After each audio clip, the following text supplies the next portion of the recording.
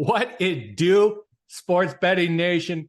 Aces High here with you. Just getting through an argument. We had to hit record because things got heated as we were doing our pre-recording, talking back and forth. Mr. Hardways Mike is with me. How you doing, Hardways? Aces, I'm doing great. I told you, I begged you. I said, hold it for the podcast. It's too good of content.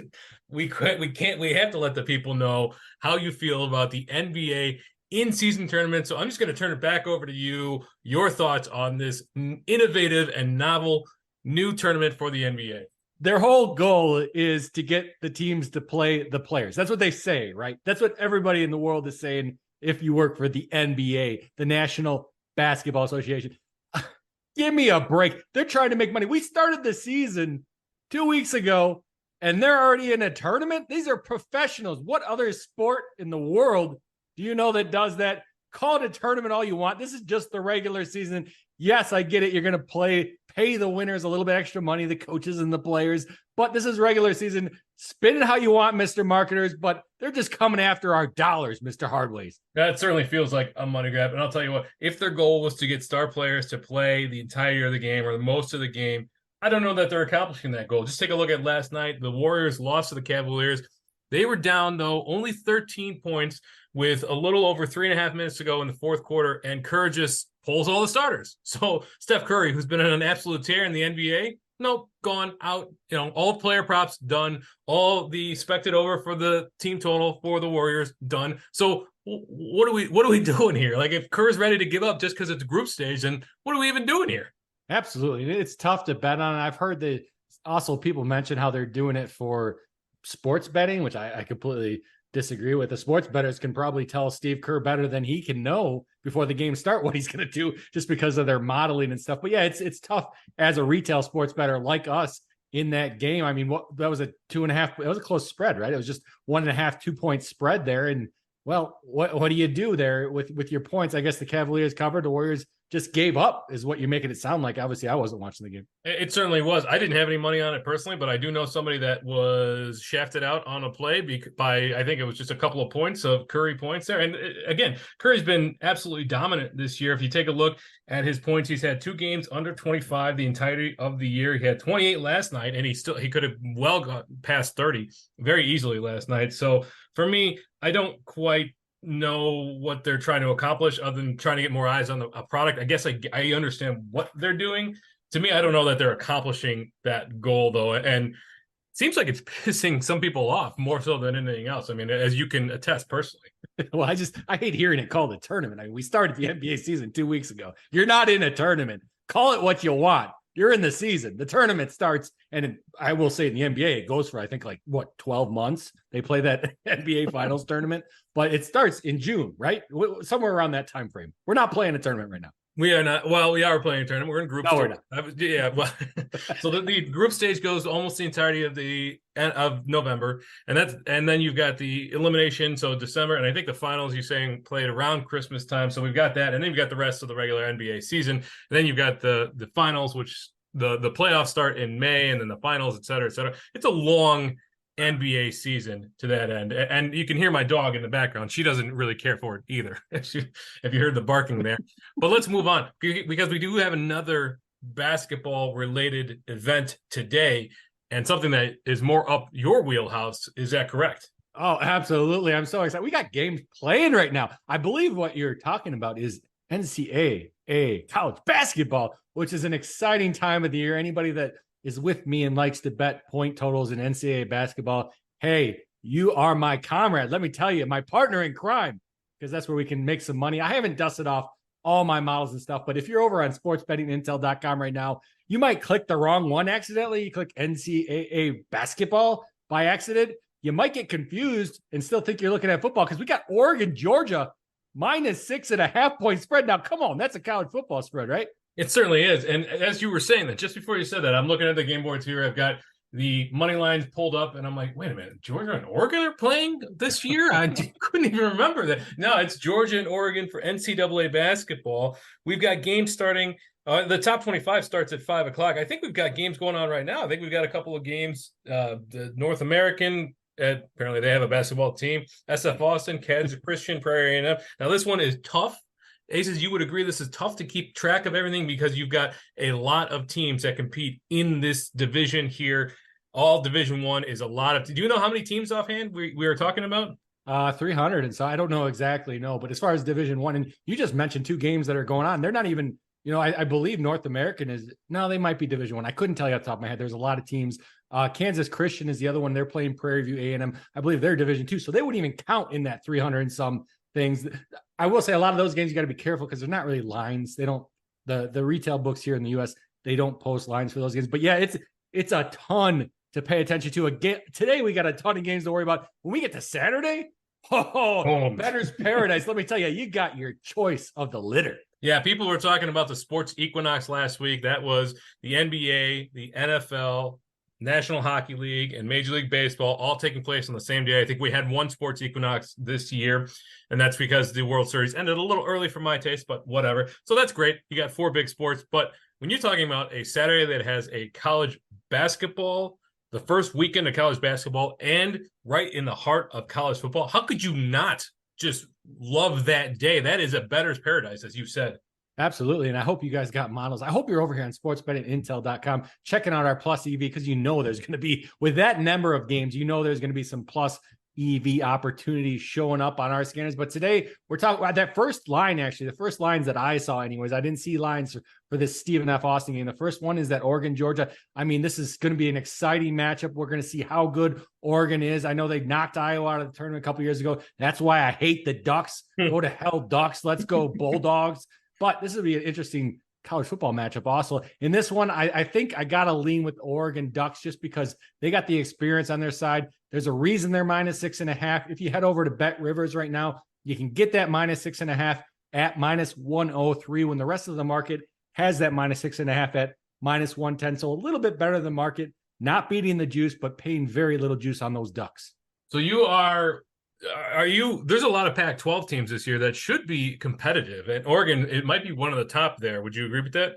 Yeah, I'd agree with that. I mean, compared to past seasons, when it's just the ACC and they just take everyone down, or the Big Ten for that matter, I think the Pac-12, they're going to come into their own right. This conference that is no longer going to exist may do well, and they got an opportunity to show themselves. It's not, and again, it's not an Alabama team. They're playing Georgia, it's not the Georgia football team. It's the Georgia basketball team. But still, they got a chance to shine day one of college basketball against an SEC, a formidable opponent in the Georgia Bulldogs. So I think the Pac-12 right here with the Ducks has a chance to prove themselves. It was very possible. So as you had mentioned, these retail books, they might not have lines for all of these ancillary teams here. Even something, you got a Pac-12 team in Oregon State playing Linfield Division I AA team, or Division II. I can't remember exactly what they are. There's not even lines for that game, which is surprising because you got a Power 5 team in there. Does that surprise you that we don't even have a line for the Oregon State game at 4:30 today? That doesn't surprise me so much. I mean, when you get those outside Division I schools, they don't have the data that they need. They don't have the accuracy with the rosters. They don't to run their algorithms. You got to understand all these lines. They're set by algorithms these days with a little bit of manual interaction by human beings, I'll say. But they don't have the quality of data. So rather than putting a line out there with -130, -130 juice on both sides, it doesn't surprise me that they just leave it off the board, especially early in the season. I mean, you've got to remember, this is a college. This is not professional sports in the NFL where you have very consistent, you got a couple trades, but the team is consistent year over year. In college basketball, we got turnover, at least COVID aside. Anyways, you got that COVID year for those COVID guys, but COVID aside, we got at least turnover once every 4 years, at least. And it's a lot more often than that, really, when it comes down to it. Well, we do have a big game coming up with Purdue and Sanford today at 5:30. I'm sure that's one that you'll be watching there. If you do want to bet on Purdue, it's a 19-point spread. Caesars has it at 19.5 at -110. Okay, not bad. You can get 19 at -118 on Bet Rivers. But if you really want to take Purdue at -19, and these big favorites could come out strong this year, -19 at -110 on PointsBet. So make sure you are shopping even that half a point or a point, as you mentioned, with the Oregon spread there at 6 at -103 on Bet Rivers. If you're betting as much as we are on the college basketball season, you do want to make sure you are getting the best, not only best spreads possible, but the best lines on those spreads to maximize your return, because otherwise you're just leaving money on the table. Is that right? That is absolutely right. That's what we can control. We can control where we place our bet. We can't control the outcome of the game. In that Purdue game specifically, I will say Purdue is home. We remember what happened to Purdue in the tournament last year, right? We remember Fairleigh Dickinson knocking probably the consensus best team in the nation out round one. The Boilermakers are going to be out for blood. I might take them on that -19, -19.5. I might take the over, thinking that Purdue gets 100 themselves, just trying to crush this Samford team, bring themselves back, bring their reputation back after getting knocked out in that embarrassing loss last year in the tournament. You bring back some memories there of a not a very good win for me on that one. The tournament time is always a lot of fun. We have a long season to lead up to that. We also have Illinois playing Eastern Illinois tonight. Now that's a game that we cannot bet on, but Illinois should have a good squad. They're bringing back 3 starters, I believe. There, Illinois -29.5 on the spread on that one. Probably, if you're betting that, you want to make sure that you get in the best line. I can't tell you what that is at the moment, but yeah, will be on the Big Ten Plus network there. A lot of games today, and it's just the start of the college basketball season. Are there any teams that you are watching for a deep run this year, trying to get a good seed or make it a deep into the tournament? Well, the Hawkeyes, they're going to take everyone down this year. They're going to win the thing outright. Let me tell you, men's and women's, we're going to have dual champions at Iowa. So they're obviously a team I'm watching. I'm kind of interested to see, nobody's talking about it. I'm interested to see what this Michigan State team does. Just kind of out of curiosity. I saw them playing good basketball towards the end of the year last year. Texas, I'm a Texas Longhorns fan. They are a top 20 basketball team. I'm going to be watching them. I will probably at some point be laying some money on them to win everything. Kentucky, I think they're a team that might regress. I shouldn't say regress because they weren't that great last year, and they're getting a high ranking just because, those Blue Bloods, beginning of the season, they're getting a top 20 ranking just because of their name. You got Kentucky right now sitting at 16. That's a team I'll look to maybe fade throughout the season. Can't really bet futures against a team like that, but as far as a game-to-game basis going forward, maybe look to fade that Kentucky team. But hey, we haven't even played a game yet. I should say Stephen F. Austin is playing. Other than that, we haven't played a game yet, so it's going to be exciting. Well, what about last year's champion, Connecticut? They are playing today at 5:30, -25.5. Let's see if I can pull this up on the game board. Yep, -25.5 is the best line. That's at -118 over on BetRivers. They're playing Northern Arizona. They are at home. They're number 6, though. Last year's champions, number 6 in the nation. Is that a team that could make some splashes? I mean, could make some splashes, yes, but it wouldn't surprise anyone. I think a lot of people expect that this UConn team is going to be strong again. They got I can't remember his name, Sanago or something. It's escaping me off the top of the head. I believe he's back. He's their big man in the middle. He's going to put some pain on anyone that UConn plays throughout the season. I don't know if they're top 5, but they're definitely top 10 right now. So not a team that would surprise anyone if they made a deep run. But yes, I believe they're going to have a good college basketball season. It should be an exciting season all around. What's the guy? I'm trying to think of the guy that you're talking about, the big man there. That he's back this year. Yusuf Singar, is that who you're thinking of? No, it was a Sanago, I believe. Sanago? Name. Adam something. Adam Sanago. I don't recall. I just remember a little bit last year. He was the big man and he was good. I love watching him play, but he might actually have graduated. I don't recall. But they did have size behind him, so they're still going to be a team that puts points on in the paint.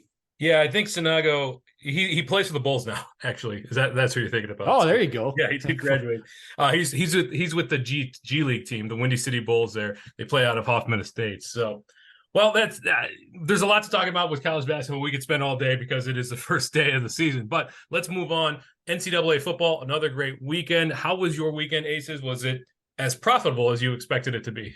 You know what? I had my most favorite win of the season. You and I shouldn't say you. I shouldn't speak for you. I'll let you tell the people. But we don't get promotional offers from these sports books at all anymore. And I got a promotional offer from Barstool Sportsbook. Give me $25 free bet, Mr. Hardways. They gave me a $25 free bet. You know what I did? I was so excited. I spent way too much time for just a $25 bet, but I spent way too much time figuring out what my pick was. But I took an alternate Penn State -13.5.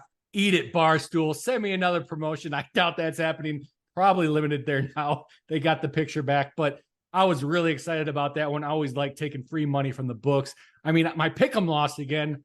Not real happy about that. Not doing well in the pick'em as a whole for the college football weekend. It wasn't bad for me. I'm sure you're cashing some tickets over there.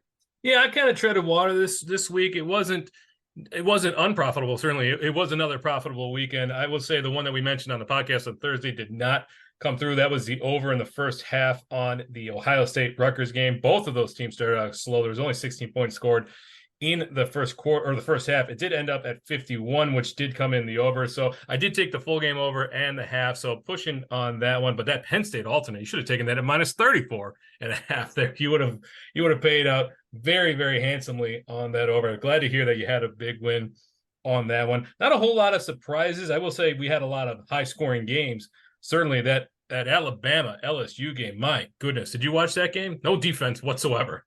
Yeah, I watched the beginning of it. I didn't catch the end of it. It seemed like Alabama they must have come away at the end of it because it was a close match at the beginning. 100% agree. From what I saw, there wasn't any defense being played in there, which is surprising for an SEC football game of that caliber, especially. Offenses, that's where they're getting their points these days. Although I will say offenses always get the points, I guess. Well, and then how about that LSU or that Washington USC game? My goodness, 52-42. No surprise there. Now they at one point the live, when we tweeted this out, the live over under, posted on X now. The live over under was 107.5 for the live over under. That's just absolutely absurd. A fourth quarter that dragged, certainly not. Didn't get to there because there was only 10 points scored in the fourth quarter, but still that game, USC now 7-3, Washington 9-0. Are they the class of the Pac-12 or will Oregon give them a run for their money? Now they already beat Oregon, but it's got to come down to that Pac-12 championship. They still have that. Washington's still got to play Washington State, which you want to talk about the surprise of the season. You look at a Washington State team that was averaging 45 points per game over their first 4 games, was 4-0, and then they had their bye, and then I don't know what they're putting in the water there in Pullman, but that team does not look the same. Did you watch that game against Stanford on Saturday? No, I can't say it was one of the ones I was itching to watch. I did see the score there, and I mean, I like how you phrased it, sir. Yeah, I don't know what's going on. That over-under in that game was 58.5. Stanford ends up winning 10-7. Washington State has dropped 5 in a row. It is a rough go there in Pullman. Oregon State over Colorado, 26-19. That Colorado team, we talked about it after week 1. They look as beatable as anybody in the nation now. Absolutely. And let's just keep hammering the point. I mean, they played, to be fair, they played Oregon State, who's a fantastic football team. Pac-12 has, 4 good football teams, and Oregon State is one of them. I just think that the Colorado team was a fade it until they prove you wrong type team. And that's what it's come to so far. Michigan looks absolutely dominant as always. Now Purdue's not a great team, obviously 2-7, but 41-13. Michigan, the big concern there is if you're playing fantasy football, these guys, they're playing 2 quarters, maybe 2.5 quarters, because they don't need to. I mean, their first test is going to probably be Ohio State in the Big Ten championship game. I just don't know how anybody stops them. To me, I hate to say it, but I think Michigan might be the best team in the nation. I think that we're going to find out how good they are this week because they do have some competition. Well, I know you might not respect the Nittany Lions over there, but they have some good competition in Penn State this weekend. We got a 4.5 point spread in this game. Even the lines makers giving Penn State a little bit of respect here. You just mentioned how dominant Michigan has been, how they are crushing teams, sitting players because they are just crushing teams. But we only have a 4.5 point spread. And I think, man, they got this spread right on. I wish they didn't. I wish we was like maybe a 10-point spread or something, and I could just hammer Penn State again because I believe Penn State is a top 5 team in the nation. The way their schedule's lined up, it's going to be very tough for them to prove that. Obviously, they have 1 loss to Ohio State. Now they're playing the other best team in the Big Ten. Take your pick, Michigan, Ohio State. Who's better? Who's the number 1 team? Penn State's got to play them both. But, man, this game is going to be exciting. I'm excited for it. I'm excited too. Number 9, Penn State. They are at home versus Michigan. 9-0 Michigan, 8-1 Penn State. As you mentioned, 4.5 point spread. Penn State, the dog there, plus 170 on both PointsBet and Caesars if you want to back them. Michigan minus 198 right now. That's the best line that you can find. That's over on DraftKings Sportsbook. And the over-under in this game is a modest 44.5. And that speaks to Penn State's outstanding defense this year. They have been very, very good. Would you agree with that? Yeah, there's not many teams in the nation that Michigan's going to be playing so far that is going to have a total of 44.5 because Michigan gets 40 points a game against most of the competition. Penn State, though, they, I think, are going to be able to step up and slow down, not stop, but slow down this Wolverines offense. Well, and speaking of over-unders, this week, Iowa beats Northwestern 10-7. The over-under in that game was 31.5. Iowa manages to come out on top in that game. Iowa now owns, I think, 3 of the lowest 5 totals in NCAA history, NCAA football history. And this week, I don't know if you looked at the lines, Aces, but do you want to guess what the Rutgers Iowa over-under is? I know it. It's 28. Well, depending on what book you're 27.5, 28. That is insane. I've never seen an over-under that low. And it just keeps ticking down week after week. It does. But except it did come out a little bit lower and they bet it up a point. And we're talking about 1 point, but still, when you get this low, you're talking any money that comes in on the other side. It's like, ooh, I don't know. That's a risky bet after watching Iowa play a lot of points. But yeah, that 28, that 27, 28, 29 total, depending where you're looking, across which book you're looking, it is very low, but it doesn't speak to the fact that Iowa is not a good football team. And this is what I hate listening to people talk about out there in the media.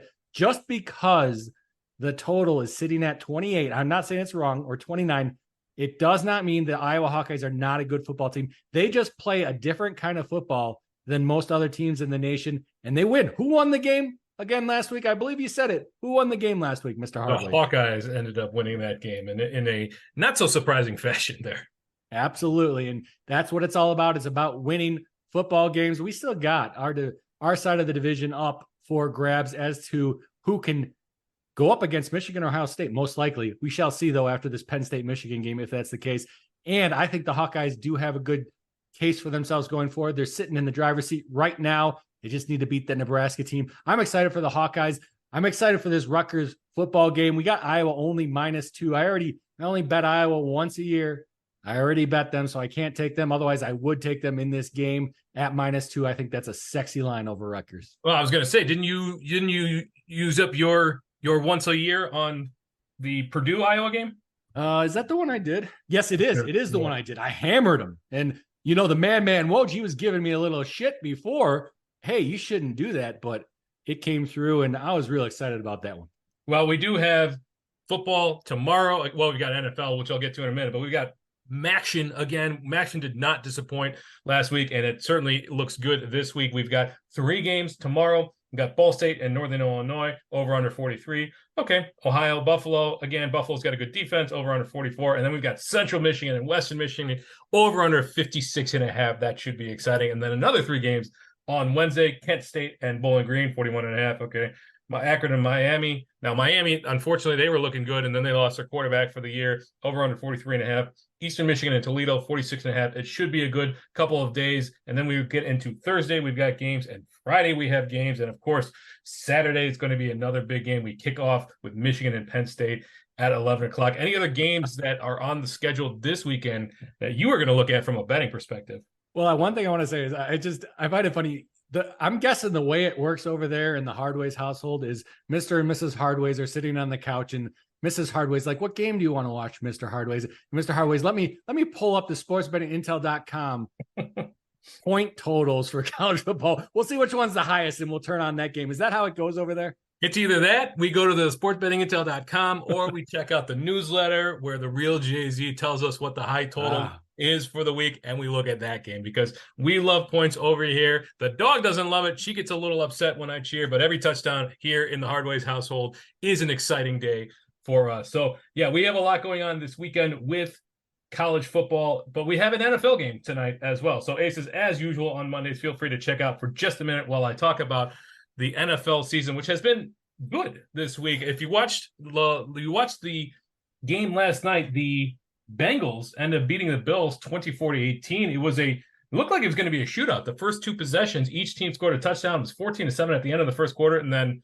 not much after that. 24-18, the Bengals outlast the Bills.